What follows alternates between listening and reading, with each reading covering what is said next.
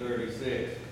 This one shows, I'll pass it around, this one shows the casket of Mother Jones being moved from the original site to the site near the monument. And these pictures here show that we're not joking about the 50,000 person crowd that came to the ceremony.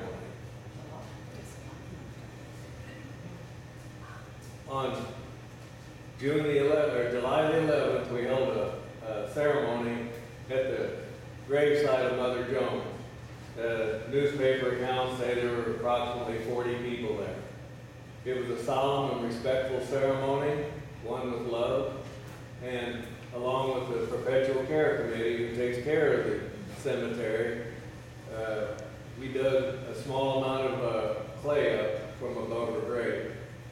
I will be taking that amount of clay to her homeland, her place of birth, the historic Shandon district in Cork City, Ireland. There's a first. Mother Jones is buried in the only Indian-owned cemetery in the United States. Mother Jones is the only immigrant that has come to America and become a giant in our labor movement who has a festival held in her name in her birthplace. It's in the 6th year. I will be taking that bit of clay with me when I travel to be on the program of the Spirit of Mother Jones Festival. I will present that bit of clay to either the Lord Mayor, the festival organizers, or both. There's people that are historians, there's people that are historians, but then there's something else. I'll leave it to the historians about facts, but there are people among us who believe that Mother Jones is a living spirit and lives within that cemetery. We're hoping that once that bit of clay reaches Ireland, it will stand out like a lighthouse to her so she can see her way home. I'm going to not only present the earth, there's going to be another first. I will be presenting proclamations praising the festival, the Irish, and Mother Jones. And the proclamations come from the 12.5 million member AFL-CIO, the 1 million member AFL-CIO, and the one that they're thrilled the most about, one from the United Mine Workers of America. Rather than demonstrate what I intend to do at the festival, I've abbreviated it. I'll leave out a lot of things here, but I wanted to abbreviate it. I'll give you a demonstration of what I intend to say whenever it comes to the part about the United Mine Workers. This is Mother Jones' transport to Ireland. It's empty. I did not bring it because of what I'm about to do. Mother Jones, please come into these people's hearts. Teach them the things that you learned. Show them the pain that you experienced and the mine workers, their suffering, all the poor wretches you reached out and helped with your loving hand. Please come into this room. Please see me standing here and share your story and quell my quivering tongue. The mine workers were the tip of the spear within the labor movement. They were the ones that, if they hadn't stood up and been men, and also their women stood with them, by the way, if they hadn't stood up against injustice, the common currency for years within our factories and our businesses wouldn't have been a U.S. note. It would have been a piece of script. These people were held in industrial servitude. Rather than being paid in money, they were paid with script. Script that could only be used naturally at the company stores. They were overcharged at the company stores. They were worked out long hours, taking tonnage out of the mines, and then the check weighman, of course, a good citizen that worked for the mine owners, shorted them on their tonnage, so they never got their pay. Well, because the mine workers said, hell, heck no to this, you never had to experience it. None of your ancestors had to experience what it was like to be paid for your hard-earned work with company script. The mine workers were the tip of the spear. There's more martyrs from the mine workers than any other labor group in the United States. The Hastings mine explosion took 121 of them in an instant from the mine explosion in Ludlow, Colorado, the worst mining incident in the history of Colorado. Just 3 miles east of where this mine explosion happened 3 years previously was the Ludlow massacre. The miners had finally had all they could take of the company script, the housing that they gave them full of holes to raise their children in, the overcharging of everything, and the shortchanging on their tonnage and their pay. So they walked out. The United Mine Workers of America bought a 40-acre piece of ground, bought them tents, and thus became a tent colony while they tried to outlast the mine company. They wanted to go one day longer than the mine owners. During this strike, the company guards, the goons, set up machine guns. They had a machine gun in a rail car, and they'd fire them off just to scare people and to keep them intimidated all the time. One day there was some firing, and we believe it was the mine owners and their company goons fired into the tent colony, and people were killed. In essence, it was 20 people, not only just miners that were killed. There were women and children that were hiding in this underground storage area where they kept their food fresh because of the heat of the day. They had to have some way. So the women and children hid in there, but because of the tents were on fire, they say that the mine owners' goons did that. They suffocated. So the mine workers were the tip of the spear back then. The reason that I'm wearing the camouflage, in 1989 in Pittston, Pennsylvania, the mine workers had been working for 14 months without a contract. The mine had decided that they weren't making enough money, so they ran the mine 24 hours a day. Of course, they didn't pay any overtime.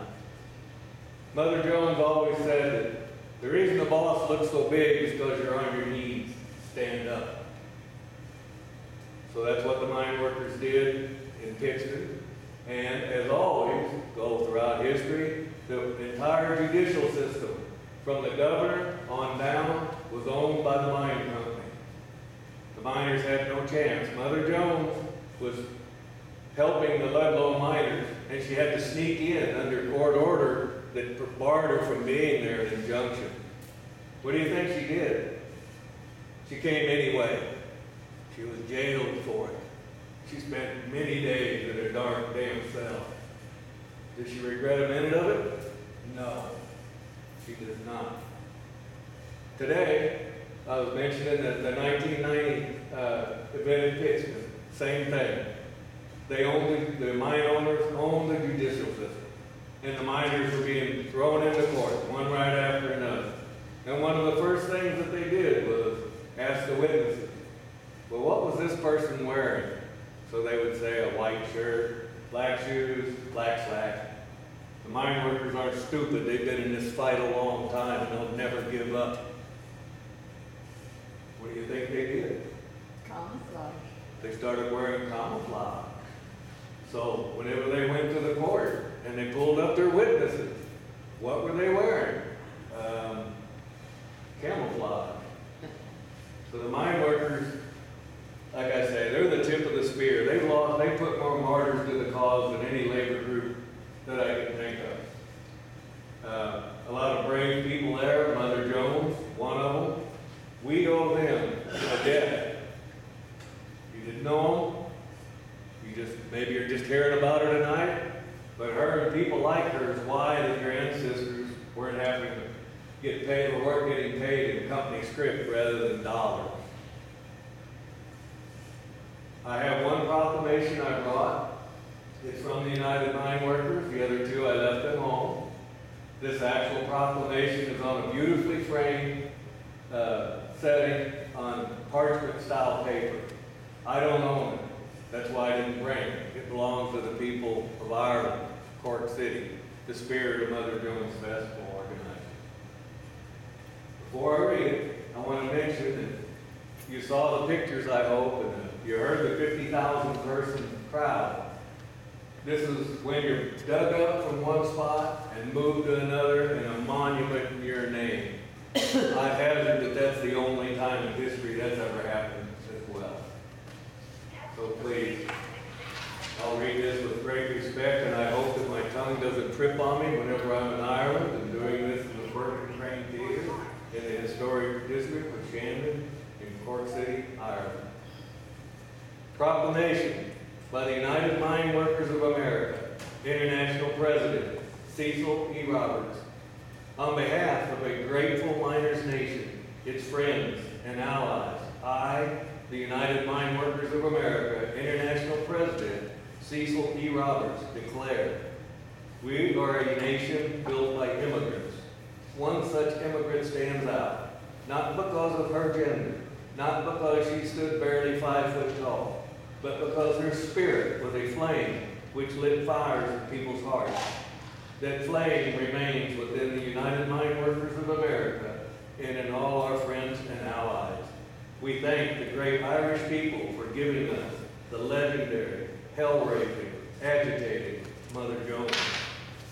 We recognize the spirit of Mary Harris Jones, also known as Mother Jones, as a driving force within the formation of our union.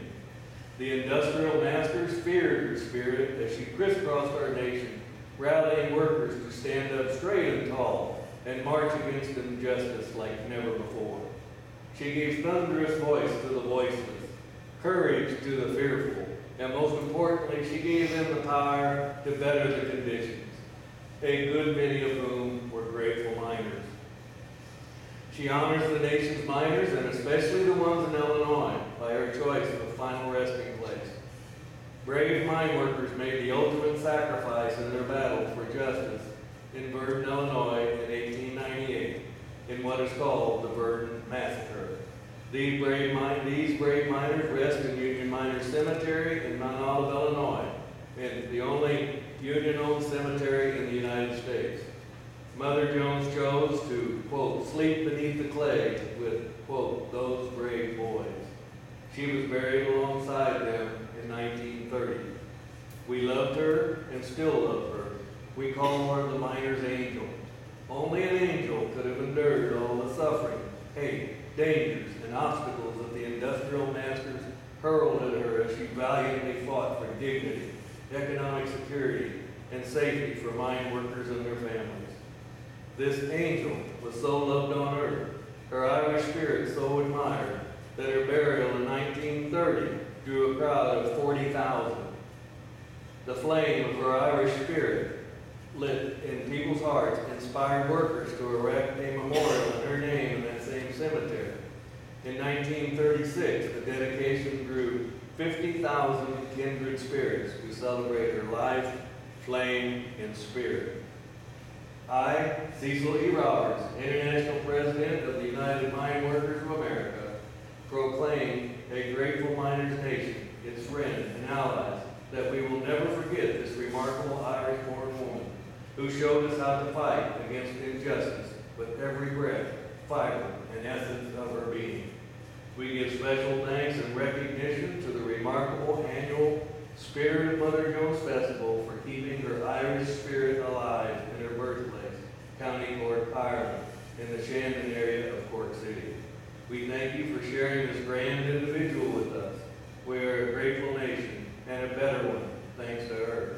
Blessed are all of you for keeping her spirit alive. And spirit has special meaning in all three of the proclamations. Whenever you're referencing Mother Jones, the word spirit is capitalized in all three of the proclamations from the three major union groups. That gives it a special meaning. It's not the same as saying they had spirit and drive. This is an altogether higher meaning. It gives personage to it. And that wraps it up. Hope you enjoyed learning about Mother Jones and the mine workers and the labor history.